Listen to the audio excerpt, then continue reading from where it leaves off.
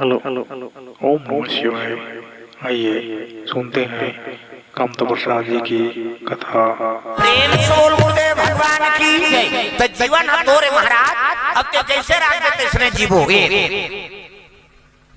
सुंदर शकुंतला भगवान शिव जी का आराधना करत है। मोला सुंदर पति देवे महाराज, आस्तिक हो नास्तिक मत हो। ये पूजा पाठ का समय बीता थे तो वही समय में कुंभ मेला लगेगा। और कुंभ मेला लगेगा संत मन कथे कलवरी से कहे लगे बेटी हम कुंभ स्नान करे जाता। अब आश्रम में तेरा बे भगवान के पूजा पाठ करबे, राग भोग लगाबे। अब कोनो अतिथि आ जाए ना बेटी ओकर सत्कार करबे। ये आश्रम के धर्म है। प्रेम से बोल दुर्गा मैया की जय। हाउ पिताश्री की। और सबो साधुमान निकल के कुंभ के यात्रा में जाते भगवान के दर्शन करे। ये प्रेम से बोल दुर्गा मैया की जय। संत कुंभ यात्रा भी राजीव मेला गिरे कैसे? हाँ औमन गिरे राजीव मेला। रसगुल्ला खान की दिन बिहान दिन आओगे तो हमारे बार नाटक लीला फ्री रखेगा। अब गली में रेंगा तो एक जन पूरा गोदना गोदा गोदना गोदा और गोदना गोदा है और रोवाता है। मैं कहे ते नहीं सह सका त काबर गोदवाए से नहीं रोवा था। जे बात है तो देखा था अच्छा समझ। पिरात नहीं है महाराज त काबर रोवा था। मैं गोदना गोदवाए ते कर स्पेलिंग ल बिगाड़ दे हजार है। कौन है गोदवैया त का गोदवा रे? मोर घर वाली का नाम कामनी है। हाँ अब ये गोदैया कमीनी लिख दे। और घर वाला का नाम घर वाली का नाम कामनी है। अब ये कमीनी लिख दे। और घर में जब देखा मोर नाम गोदवाए तो कमीनी पढ़ी तो मोला झगड़ा करी नहीं। एकरे टेंशन में रोवा था मैं। प्रेम से बोल दुर्गा मैया की जय। ये वाकई प्रकार के बात मिले मड़ई मेला जाबे था। प्रेम से बोल दुर्गा मैया की जय। साधु मन कुंभ में यात्रा करे निकल गए। ए भजन करत जात साधु मन गंगा स्नान करे बा।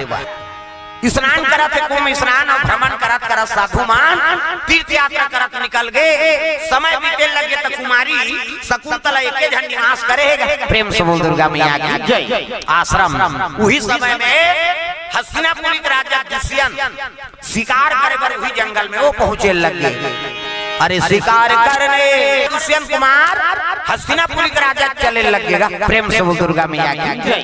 शिकार करते करते कोई चीज मिलती सोला शिकारे नहीं कर सकी। सो दिन उड़ गए जंगल के बात का भुला के रखा राजा। प्रेम से बोल दुर्गा मैया की जय। दिन बुढ़े धरी का तो बागन ल पकड़ी घोड़ा के नीचे में अपन रेंगा थे पाछू पाछू घोड़ा। अरे कोई तो नगर दिख जाती, कोई तो गांव दिखती। ठंडा दिन के बाद दादा दिन बुढ़ो बुढ़ो होते आश्रम में एक जन निवास कर रहा है। कौन है? शकुंतला। प्रेम से बोल दुर्गा मैया की जय। आग जला देते करे प्रकाश दिखी तक कथे बा कोई आश्रम हो या कोई गांव हो ऊंचे जाना चाहिए। जाके देखी कि आश्रम हो सकते संत महात्मा कृपा हो। यही आश्रम में आज रात्रि विश्राम करता हूँ कि आवाज लगा लगी कोई है ये आश्रम में। खोलिस का पाठ का फैलका ला देखी ते राजा है। आओ आओ महाराजा। कथे कथे किसका आश्रम है? कथे कन्वर्सी महाराज के आश्रम। अरे महाराज जी हैं क्या? वो तो तीर्थ यात्रा के महाराज। आओ आओ मैं हस्तिनापुरी के राजा हूँ, नाम दुष्यंत है और शिकार करे बार आ रहे हो तो रास्ता भूल गए। आज रात भर मोला यहाँ विश्राम करना है। ऐसे कहते आइए आइए स्वागत है। अंगीठा जला दी, सुंदर आसन बिछा दी में बैठ गए। कुमारी जनों बैठे कहते महाराज आप भोजन व्यवस्था करता हूँ आप पर जो भी हाँ पावन करवाई। और दोनों जन बैठे ठंडा में आगी अंगीठा जला थे तो अति सुंदरी कौन है? शकुंतला। अब अति सुंदर कौन? दुष्यंत कुमार। प्रेम से बोल दुर्गा मैया की जय। तब सराव विश्वामित्र को कर बेटी है। हाँ वो कनी सुंदरता रही था। अब बैठे हैं तब कहे लगी कुमारी या घनघोर जंगल आश्रम में अकेली आप कहे लगे मैं संत मन सर रथो महाराज और करे बेटी आऊं नहीं। और महात्मा मन सब तीर्थ यात्रा में गए। कोई भी अतिथि यही करा स्वागत करना हमार धर्म है। आश्रम के नियम। हाँ रात्रि विश्राम कराओ। कहाँ विश्राम? बैठे दोनों जन गोटिया के पहाड़ लग। प्रेम से बोल दुर्गा मैया की जय। अब एक दूसरे देख के मन में प्रेम के भाव उत्पन्न होते। शकुंतला कह रहा है शंकर जी ला प्रभु मोला आस्तिक पति देवे नास्तिक मत देवे। अब ये राजा है ते कहा तो इसने मोला पटरानी मिल जाए तो मोर राजमहल सुधर जाए। प्रेम से बोल दुर्गा मैया की जय। एक दूसरे के मन के भाव हाँ प्रत्यक्ष हो गए कहे लगे कुमारी हाँ अगर महात्मा मन आ जाए इतने आपला उनकर मन से मांग लो तो पटरानी बनाए की इच्छा है। कहे लगे महाराज यही पूजन शिव जी कर लमहु करा था नहीं अगर कृपा हो जाए तोरे सन मोला पति मिल जाए। एक दूसरे के मन मिल गए अब मिली तब महात्मा मन तो आई तब इनका प्रेम से बोल दुर्गा मैया की जय। और समय तो नहीं बताए महाराज तीर्थ यात्रा है महीना लग सकते 2 महीना लग सकता तो दोनों के मन में प्रेम जाग गए तो गंधर्व विवाह कर ली लोला वो जयमाला पहिरे सोला वो जयमाला अब वही अग्नि साक्षी मान के दोनों भावर पिंजरे लग गए। जब तक पूरे ना वही अग्निदेव साक्षी मान के एक दूसरे पति और पत्नी स्वीकार करी तो राजा राजसी मुंदरी पहिर रहेगा। वो मुंदरी लेर के शकुंतला पहिरा राजा की मुंदरी। प्रेम से बोल दुर्गा मैया की जय। समय बीते लगे महात्मा मन नहीं तोला है नहीं हाँ बराती लेके मैं बता के हूँ बारात लेकर तोला पर घाक ले गए। समय बीते लगे साधु मनाते नहीं हफ्ता दिन बीत गए सुंदर दोनों दाम्पत्य सूत्र में जुड़े हैं राजा और शकुंतला दोनों समय बिताए लगे हाँ हफ्ता दिन बीत गए दादा तब तो दुष्यंत कुमार का थे हाँ महात्मा मन के आए थे कोई खबर नहीं मिला थे। अब दिखा था ये ज्यादा दिन तक राजमहल छोड़ना उचित नहीं है शकुंतला अते थोड़ा अर्धांगी बन गए ता इसने नहीं लेगा तोला महात्मा मलान दे अब मैं बारात ले कहूँ तोला ले रानी बना के। प्रेम से बोल दुर्गा मैया की तब मोला भी आज्ञा देखी तब तो दुष्यंत निकले लगेगा पति और पत्नी दाम्पत्य सूत्र जुड़ गए हाँ और 7 दिन ही सोकर बाद अपन राजमहल पर चले लगे। प्रेम से बोल दुर्गा मैया की जय।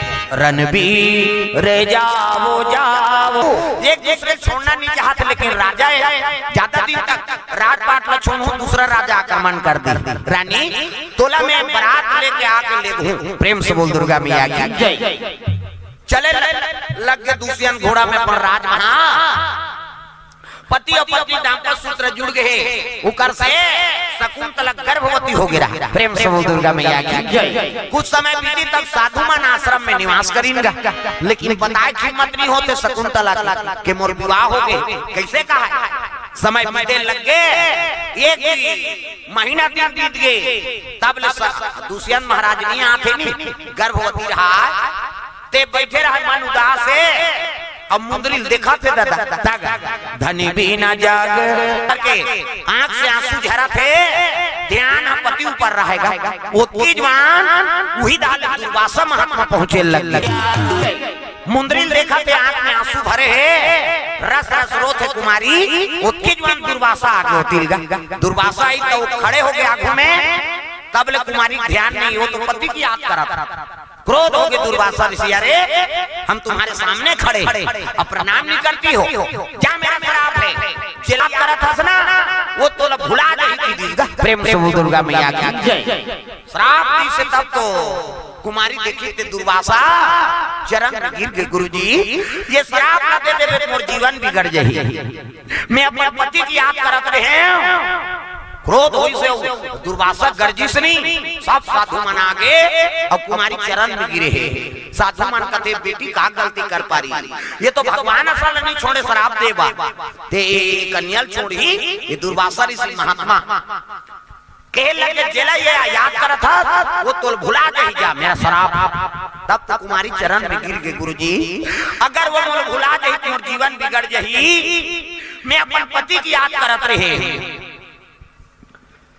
मोर विवाह हो गए ओकर हाँ अंश मोर गर्भ पलते अगर एक पिता से भुला जाते लइका मोर का होही ऐसे कई रोल लगी तब दुर्वासा कहे लगे बेटी हाँ जवान से बोली और बंदूक से गोली वापस नहीं आई मैं कही दे होते कटे नहीं लेकिन हाँ तो कोई चिन्हा दे हो ही नहीं हुआ तोर पति ओला खा देवे तो सूता आ जाई ओला ऐसे कही तब तो कुमारी मुंदरी दे रहा। प्रेम से बोल दुर्गा मैया की जय। अब मुंदरी दे रहा है कहते हां महाराज हावे ओकर चिन्हा हां बस ओला दिखा देवे तो हम सब सूता आ जाए कन वर्ष कहे लगे बेटी का बोला था कहते हां पिताश्री आप हम गे रहता हस्तिनापुरी का राजा दुष्यंत आ रही हफ्ता दिन यहाँ बीती तो हमारे दोनों में प्रेम हो गए और जयमाला विवाह करे अग्नि साक्षी मान के पति और पत्नी बरोबर यहाँ निवास करे और तू मन नहीं आए तो वो ज्यादा दिन तक राजमहल नहीं छोड़ा कहीं अपन महल चल दी तू मनाहू तब मैं बारात में कहूँ कि आज महीना 2 महीना बीत गए आत नहीं है और श्राप मिल गए भुला गई तुम जीवन बिगड़ जाए बेटी महात्मा का आशीर्वाद दे तोर का चिन्ह है दिखावे और दिखावे तो सबो सूरत आ जाए और काबर देरी करबो वो नहीं आते ते हमन ले को तोला हां चल तैयार हो स्नान ध्यान कर अब पति से मिलना ही कह के शकुंतला प्रसन्न होके नदी स्नान करे बर चल दीगा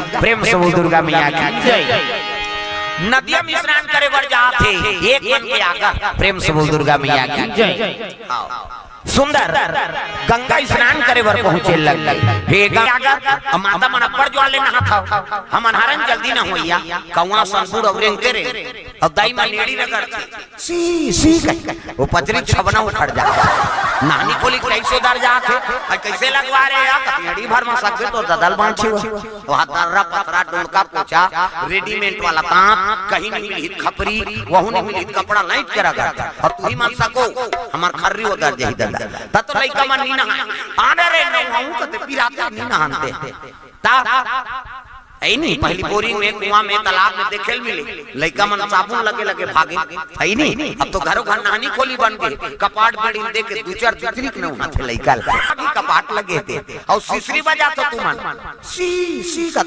तो सिसरी में का फायदा है वो कहीं फायदा नहीं है खूब भर छटका अब का फायदा है आज ले काम करते रहो नाम जपते रहो सुत सुत के का तो बाहरी अंगना द्वार बाहर लागी और बाहर तो भजन करत करत बाहर करो श्री राम जय राम खरा खरार बाहर वो कचरा छूटे रही तो बाहरी चटक दे वहां धारदारी पोतनी चूल्हा चुकी लिपे तक चाह बनाबे दोनों रखी हम जमा दे लिपे लागी अब लिपो तो भजन करत करत लिपे करो सीताराम बोल रे कभी तो खून ठसो जे अब ददरिया का कोचर मोचर हो जे त कई जन ददरिया गाय भजन का बात हो जे रचे मान जान ये दुख के बात राम राम के जवान मान जान बोजे चाह बन के वो बोझे ते काला कुछ चाह बन गया बोझे बोझे उठ के थूकेल नहीं जा बकरी दहा उकर थूक दी और सरे बैठ जा अब उठ उठा पोतनी मंगरा द्वार चूल्हा चुकी देवता घाट वो देवता पल्ला भाग ता अभी कोरोना काल में वह 250-300 मन जान ले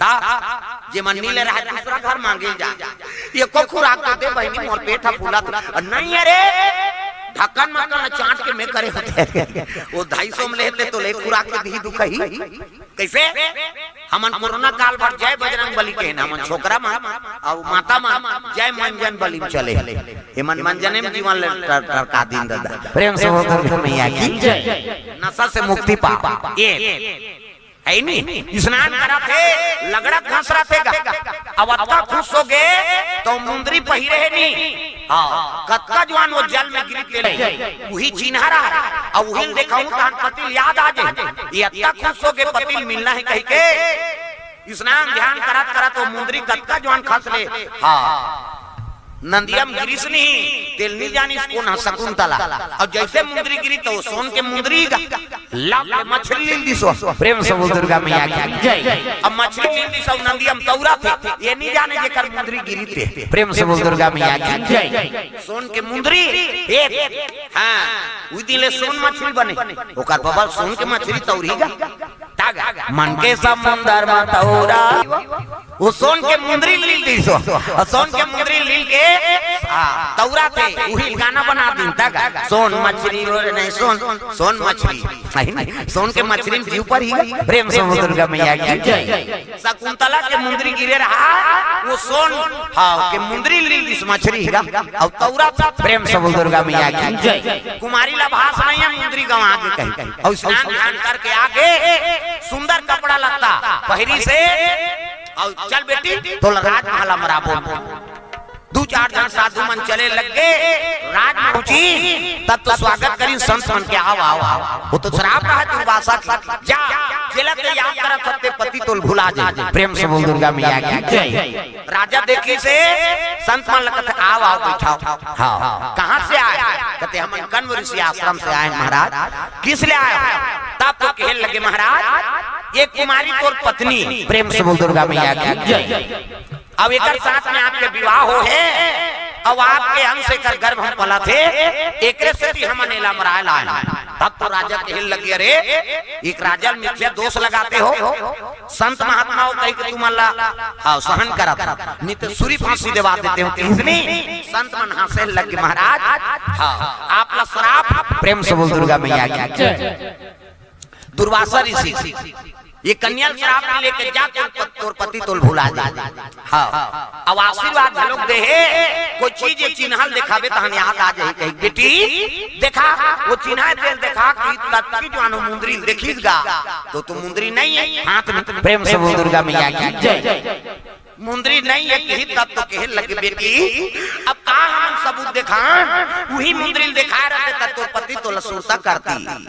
अब हमार कर कोई जवाब नहीं है, चले जाओ। राजा को मिथ्या दोष लगाते हो, संत महात्मा वेकर से तुम मन बांधियो, ऐसे कि इनकार करे अपन मुंह करके आगे।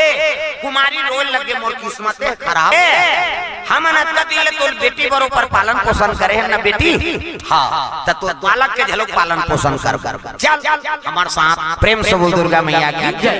का करे साधु मन के आंख, हाँ आंख में आंसू है, आय लगेगा शकुंतला ले लेके कनवरी से सब हाल बताई, कहे लगे बेटी अब सबूते नहीं है, का प्रेम से बोल दुर्गा मैया की जय।